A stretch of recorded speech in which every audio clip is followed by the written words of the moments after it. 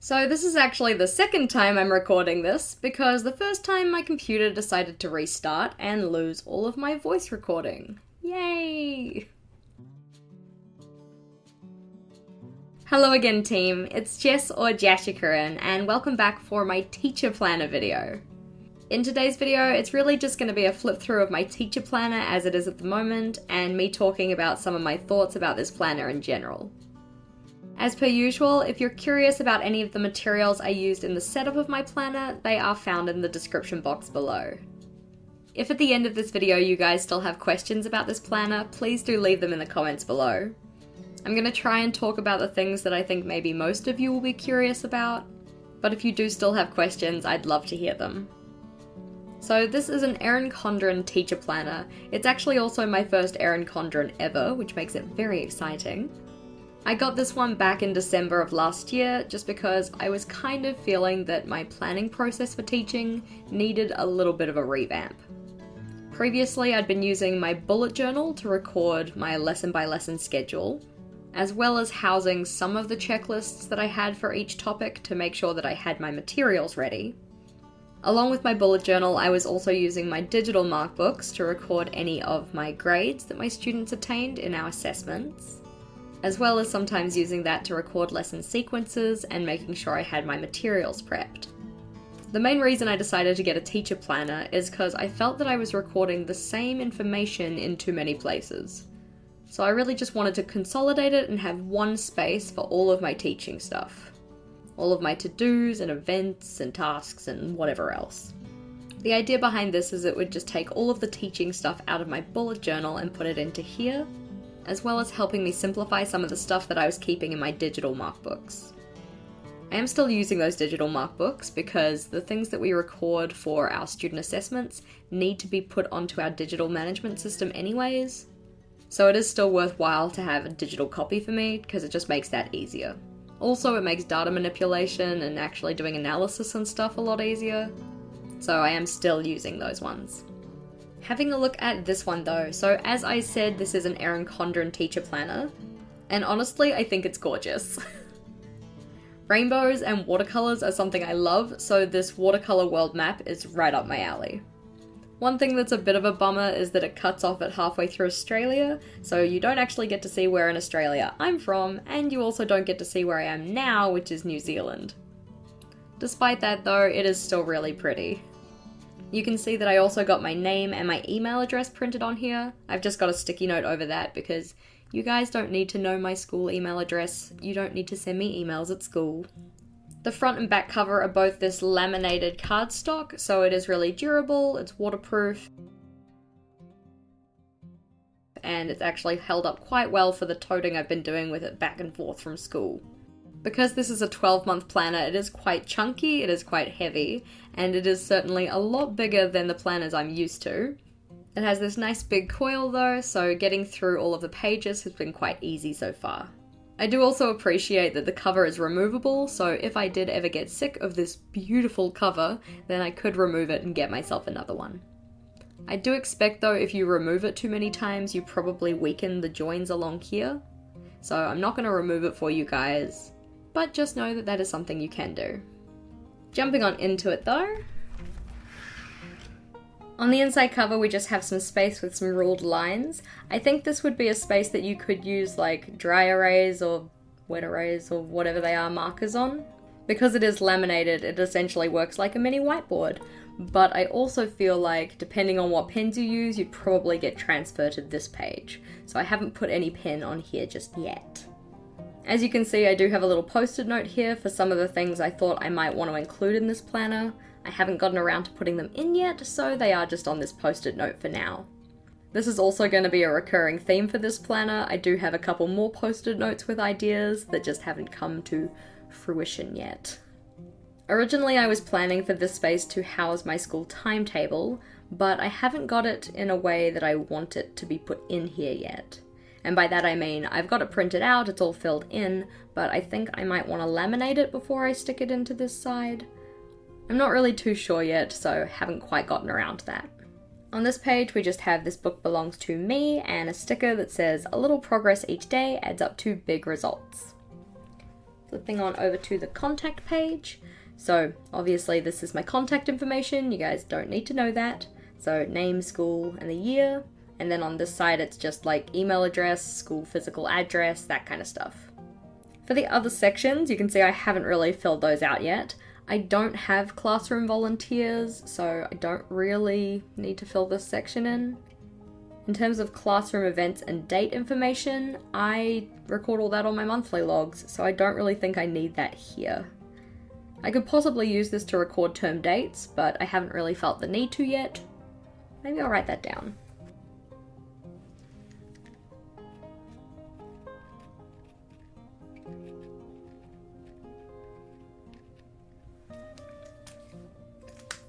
For all of the writing that I've been doing in this planner, I've been using the Papermate Flair pens.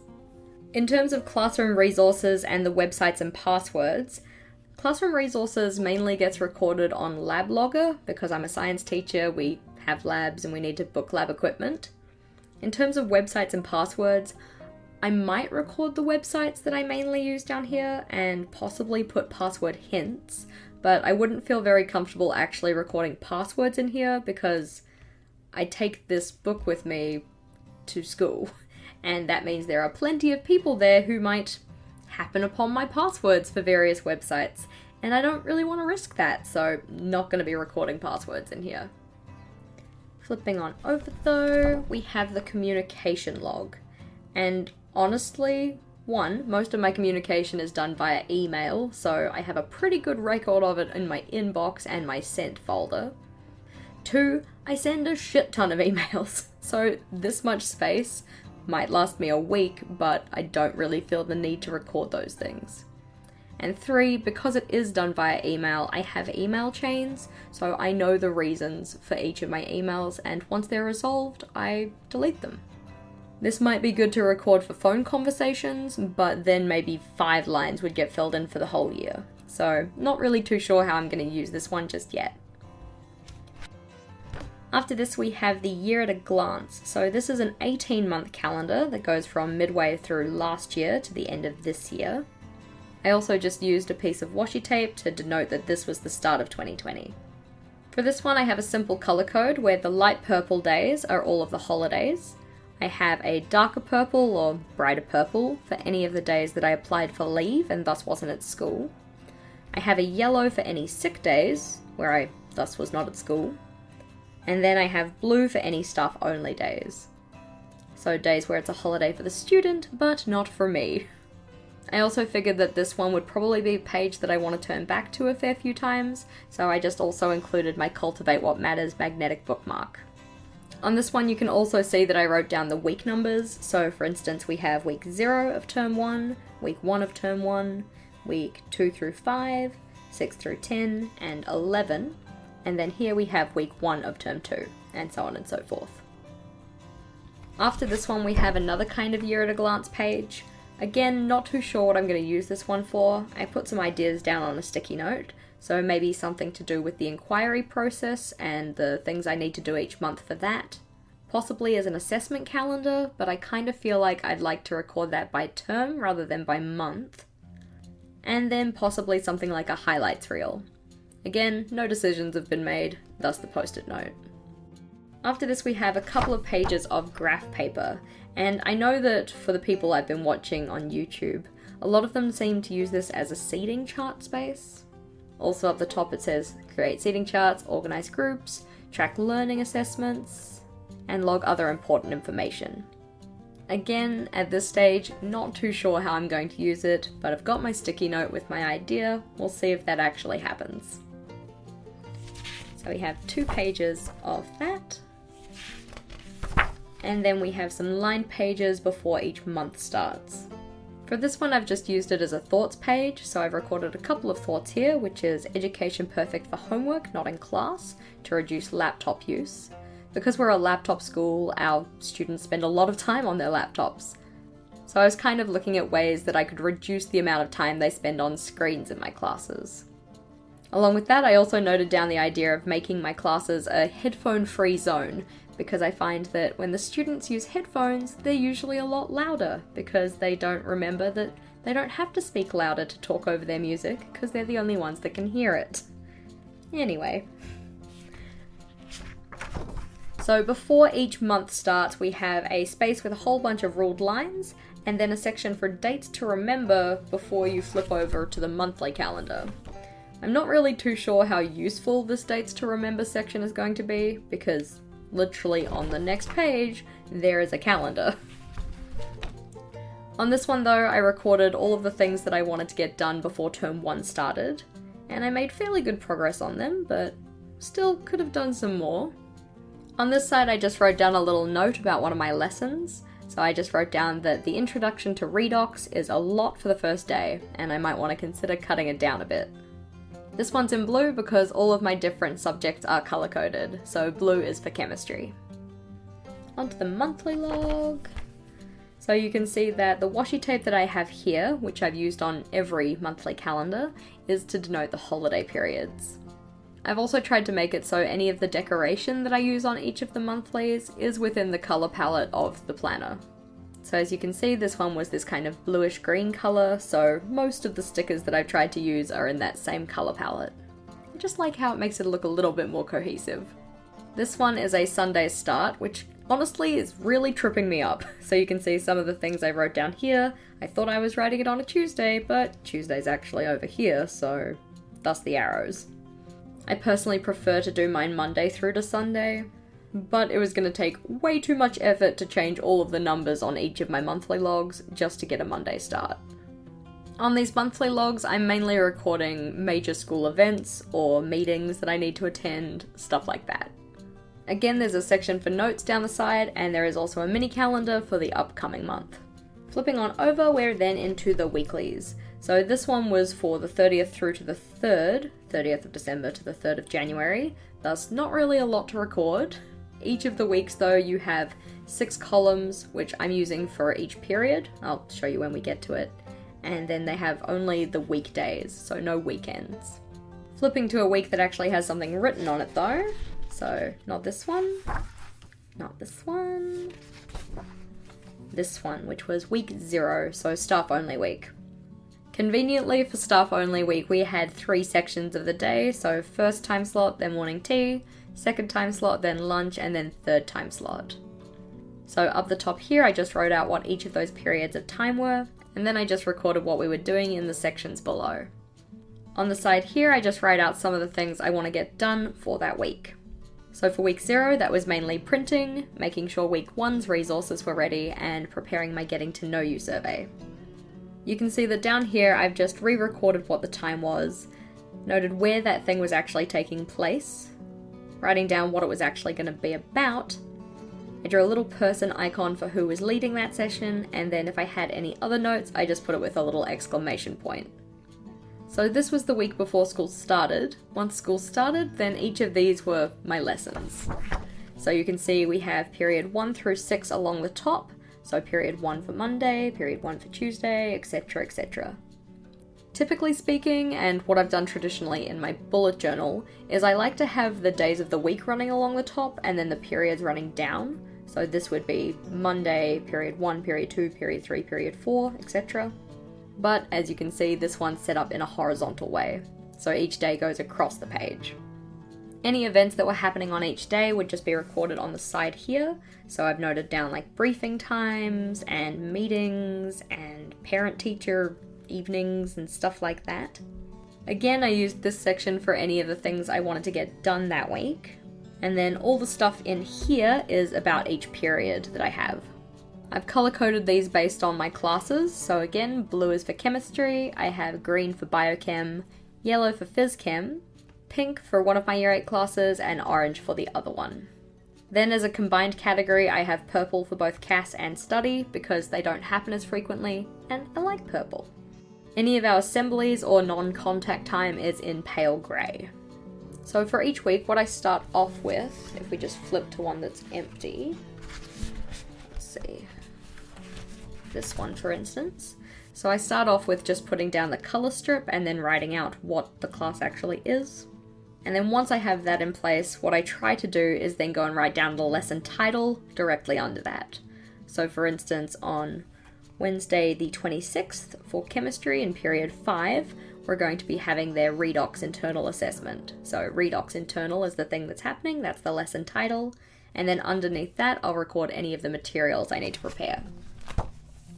So for instance, year 12 chem, period 4 on the Thursday, the thing we were talking about was oxidation numbers, so I needed to prepare the oxidation number game and the Kahoot that we were going to do. Once the materials are ready for a lesson, I just give it a little tick in the corner so that I know that it's ready to go. What I've also tried to start doing is set myself tasks for my non-contact time, because otherwise I find that I kind of waste it.